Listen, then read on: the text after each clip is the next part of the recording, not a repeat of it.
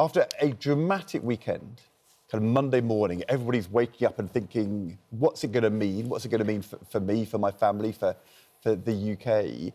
And there's this massive question, is the bombing by the Americans of these nuclear facilities in Iran, is that going to make the world a safer place because Iran's nuclear capacity has been destroyed? Or is America joining with Israel, launching an attack on Iran, now threatening to retaliate? Is that going to make the world a much less safe and more dangerous place?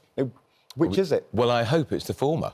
And what do you think? I think it is the former. I think it makes it a safer place. It's quite significant in this extraordinary bombing raid. The Iranians did not... there wasn't a single hostile bullet gun fired at the planes. Partly because the Americans used stealth bombers and they're practically invisible. Yeah. So it was an extraordinarily sophisticated raid, and they had decoys. It was brilliantly done. And I hope, if he hasn't obliterated, as he says, the nuclear facility, it set it back decades. With all respect, I'll go with the Secretary-General of the United Nations, who thinks it's made the world a more dangerous place. Does anyone feel safer today? I don't believe so in Britain. Whether it's your security or whether you're worried that we're going to get a huge cost of living hit because 20% of the world's oil goes through the Straits of Hormuz, which is the southern end of Iran, which is about 25 the Iranian miles... Parliament have voted to close, but that hasn't been signed off yet. Which is 25 miles wide. And we saw the Houthis in Yemen, a rebel terrorist group, however you wish to describe them, firing rockets caused great problems last year. So no, the world's in an unsafe place. Do you want Iran to have a nuclear weapon? No, I don't. Of course I don't. But, so how do you get them not to have a nuclear weapon? Where is the evidence that they were developing one? As the International Atomic Energy Agency said, the worldwide body, there is no evidence they are developing a weapon. Netanyahu has been itching to attack for years. Trump has broken another promise. He said he was elected to end all wars, to keep peace, get America out, but he's got carried away. He's a man-toddler with big toys. He got involved.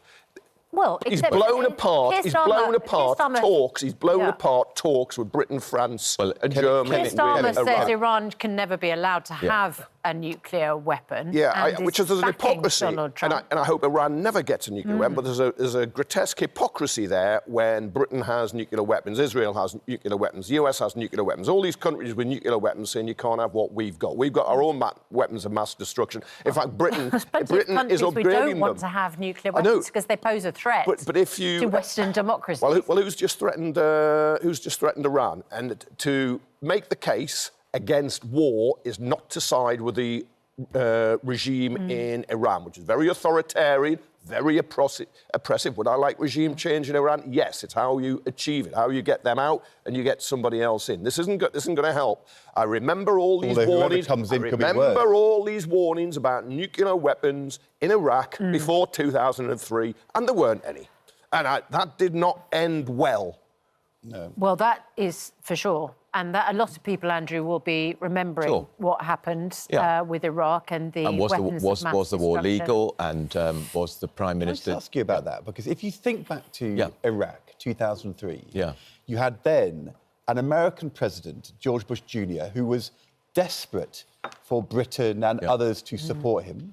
And to be fair, Tony Blair was desperate to support George Bush Jr. Even in 2017, when Donald Trump surprised everybody and did those attacks on Syria with Tomahawk missiles, that was with the support of Theresa May and Macron in France. This time, you have an American president who seems to have decided to do it on his own without even asking for help from other allies. And on the other side, Keir Starmer is pretty clearly not wanting to say, you know, I want to back you. It's quite different. I mean, is America now the lone wolf power going its own way? It's very hard to it's working in hand with Israel. So, I mean, Israel has been bombing Iran for days, and then America has gone in to finish the job, if you like, by taking out the nuclear facilities. And Kevin goes on about the International Atomic Energy Authority. The International Atomic Energy Authority was deeply concerned by what was happening in Iran. It was censuring Iran. It was censuring Iran, saying that it was the worst position it's been in for 20 years. It said there was no evidence a bomb was being developed.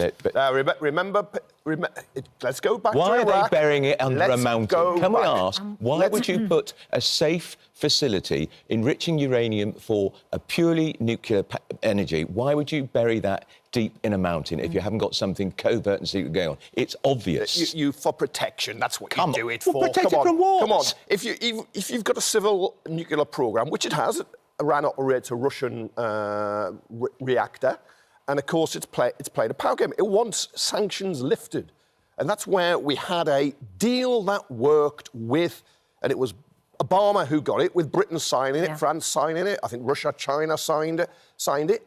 And there was no programme that could be And then detected. Trump overturned it. Gaza, anybody, by the way? Gaza, anybody? What's happening in Gaza now? It's a complete distraction. If you're Netanyahu now, you've gone over here, the world must come and unite with us, as we did, quite rightly, after the Hamas pogrom in October the year before last. But then you look what's happening in Gaza and the West Bank, and Netanyahu thinks now the world will look elsewhere and he can get on with his killing of Palestinians. Are we going to be drawn into conflict, do you think? I mean, if Trump does ask for Britain, will we support if there is another round of military action, or do you think he's not going to ask? I mean, is Trump now totally going it alone? Yeah, it's the question that the request that Keir Starmer does not want. And the bottom line would be, would you allow them to use the base on Diego Garcia if they need it? I think they've shown they don't need that. You've got to hope it doesn't escalate further. There isn't more bombing. Certainly you don't get anywhere near troops are on the ground and you're asked to help, because we are asked to help.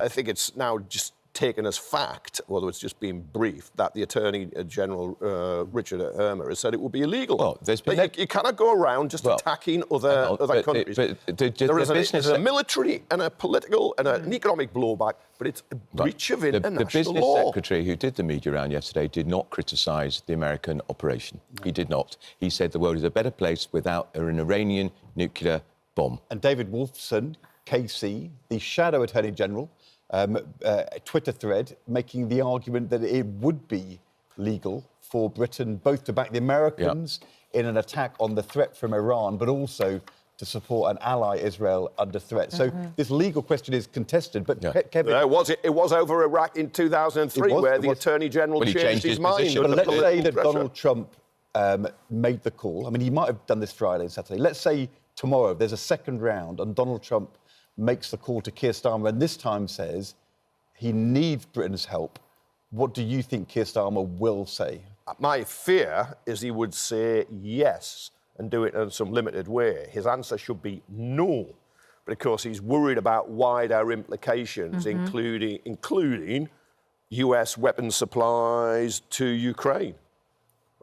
He's got a lot of bits of his jigsaw. He's also worried about the trade deal, which could just be torn up, which really, that trade deal is just trying to rub off some of the rougher edges of Trump's hostility to Britain and other countries. The uncertainty is we could be drawn into a war this week. Yes, that is the risk. But I don't think he needs Britain. I don't think he needs the European Union. He doesn't need Europe. He's shown at the weekend he can do it on his own. But he likes vassal states. He likes people to dance to his tune. He likes to pull people in. America's always wanted diplomatic cover of involving other countries.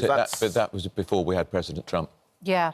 Who he does think differently. Feels like he wants to project an image of being strong enough to America first. Trump doing exactly what he said he wouldn't do. Yeah. The issue is, if he's obliterated the nuclear facilities, which would suggest that perhaps completely degraded Iran's ability to create a nuclear weapons programme and a bomb, then surely that's the end of the action. But even though initially they insisted this was not about regime change, on Truth Social last night, President Trump posted, if the current Iranian regime is unable to make Iran great again, why wouldn't there be a regime change? Does that indicate he wants to go that one step further? Oh, I think so. I think he wants the theocrats out. He wants the mullahs He wants it to go, but you don't know what comes next. I mean, who knows? Exactly. But will they be more extreme or less? Britain and the US have a terrible record in regime change. In Iran in 1953, MI6 and the CIA organised a coup to topple a democratically elected president, Mossadegh, and replace him with the Shah. Now, the Shah is just a nice term for warlord. They were very authoritarian, the Shahs. Iran has never tried to have regime change in the UK or the US, but the UK and the US have imposed regime change in the past in Iran, and it didn't end well again. It didn't. I mean, look, we're speaking later in the programme to David Lammy, the Foreign Secretary. Famously, back in 1979, the Foreign Office didn't know what was going on. Yeah. They didn't know there was about to be the Shah deposed and to have the Ayatollah come in and have this theocracy. And does the Foreign Office even know what regime change would mean? I don't think they would. No, and regime change doesn't always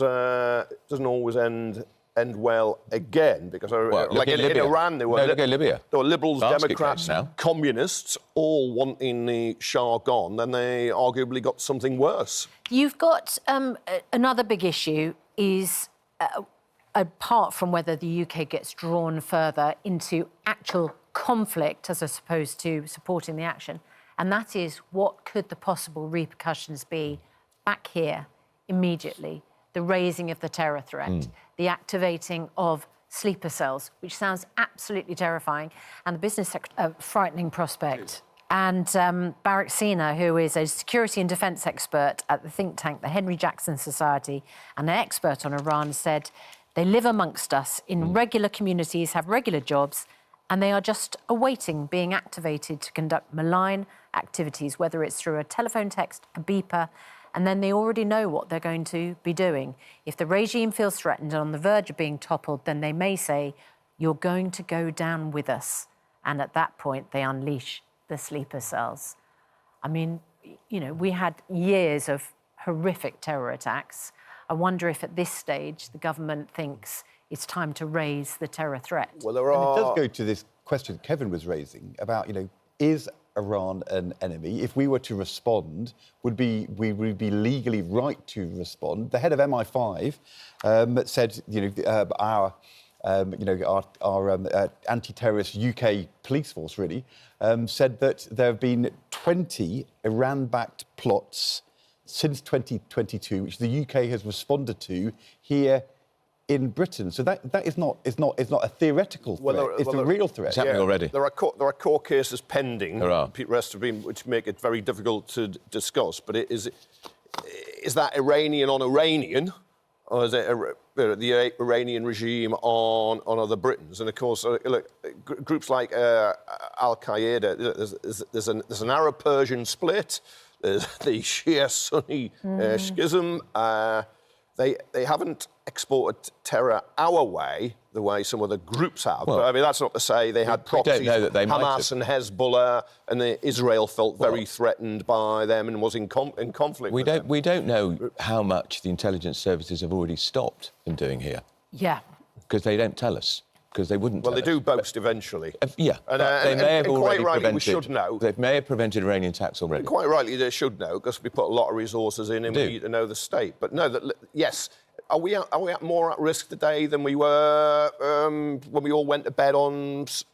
Friday night? Yeah, Friday. Yes, yes, we are. But we've got to hope, if we're not militarily involved, that we don't get the blowback, because you're quite right. There was a blowback, and they used to get the videos after attacks, 7/7 and others. They would record, the suicide bombers recorded the attacks in advance, citing Iraq and Afghanistan, where Britain had gone. Yeah. There were reports overnight, yesterday, from Iran.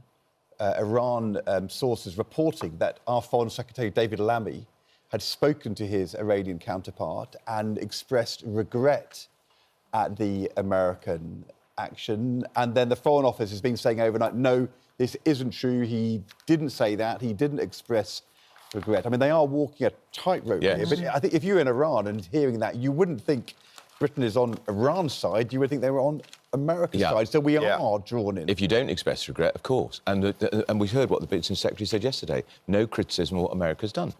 No, but you could, whatever's happened, I can imagine a foreign secretary speaking to their counterpart in Iran saying, well, this is terrible and awful, and it'll sound like regret if you like. And then the diplomacy is always about speaking with forked tongues, and you kind of tell everybody a bit of what they want to hear, but they won't want to directly confront Trump and condemn this and say, you've blown apart the talks doing this, and you've made the world a more dangerous place. We can ask him about it later.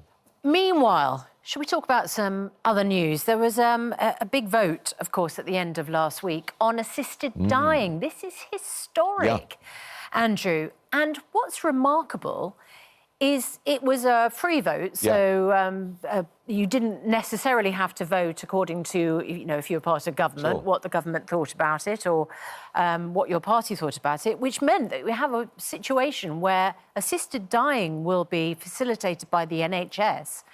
And the government minister in charge, Wes Streeting, the health secretary, voted against it. And also said in his social media at the weekend, there's no money for it. Now, what does that mean, there's no money for it? That they haven't budgeted an amount of money to be able to support people who choose to have an assisted death? And he also has said before that there's not the right money for care. Social care? Yeah. Well, palliative care. Palliative care, forgive me, palliative care. He thinks the palliative care service is not anywhere near in the right place for assisted dying. So what happens to him if this becomes law? Well, it's got a long way to go. The House of Lords can rip this to pieces, by the way, and I think they will, because this isn't a manifesto commitment. But if it becomes law? Yeah, well... He said, if it becomes law, we make sure that we do a good job with it for the country. Yeah.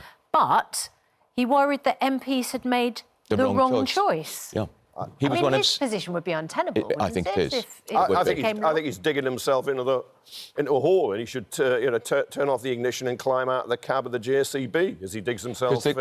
Because the Chancellor voted in favour of this, Rachel Reid, so she would have to ensure there is the funds available. But the Justice NHS. Secretary, Susanna Reid, voted against it. David Lammy, the Foreign Secretary, voted against it in the autumn. I think he didn't vote last week, but I think he would have voted against it.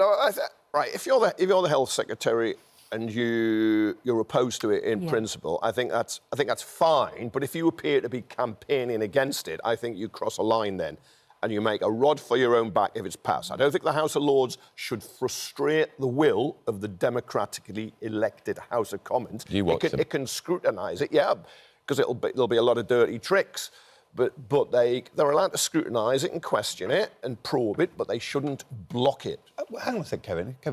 This is not a bill which is in the manifesto of the elected government. It is not a bill being put forward by the elected government. In fact, the elected government has a health secretary who is against it. It is a private member's bill in Parliament going through on a free vote. In what sense does the Lords not have legitimacy to scrutinise? Because they're not elected. No, but they exist. You can scrutinise it, but you can't... Members' bill. You can scrutinise it. They can't frustrate the will of the elected government. The elected government's got no view. They can send it back saying it's not good enough. And that would be a view a lot of people would have. I take Esther Ranson's view on this, the campaigner, that they can scrutinise it and probe it, they can amend it, but they can't stop it. Or they shouldn't stop it.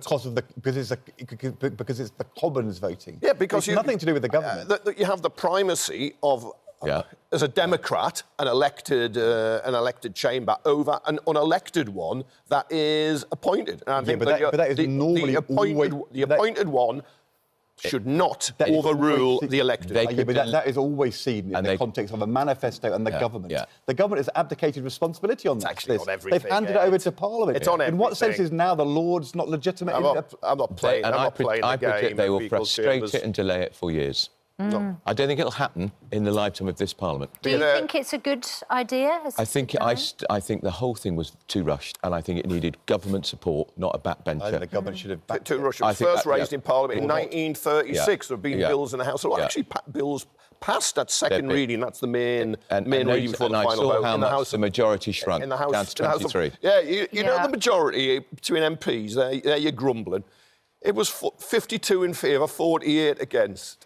Right, well, Carl, what other big vote have we had in this country where it was a 52 vote? Oh, yeah. Well, you always said the 52 was overwhelming. The thing which is really interesting, though, we're talking about our relations with Donald Trump and, this huge complexity in the world. Last week, our parliament voted to liberalise laws on abortion and to legalise euthanasia, both of which would be utterly opposed by Donald Trump and the Republican right. I mean, it's quite an interesting... being Foreign Secretary at the moment must be quite delicate. But Britain isn't the US, I'm glad to say. And Two major shifts. I'll tell you someone who will have very strong views on that and everything that we have been discussing this morning, including Brexit and how it wrecks relationships. And that is your colleague, Daily Mail columnist, Sarah Vine.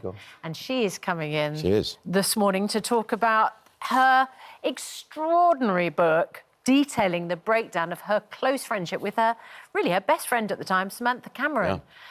Brexit really divided the big people, man didn't baby it? David Cameron, as she calls him. That's what she calls him, a man baby. Because he walked away from the scene. I don't think they've spoken to each other since. Not very nicely. You're looking forward to that, Kevin, aren't you? What was your favourite revelation in the book, Andrew? There are too many to start. Too many. There are so many.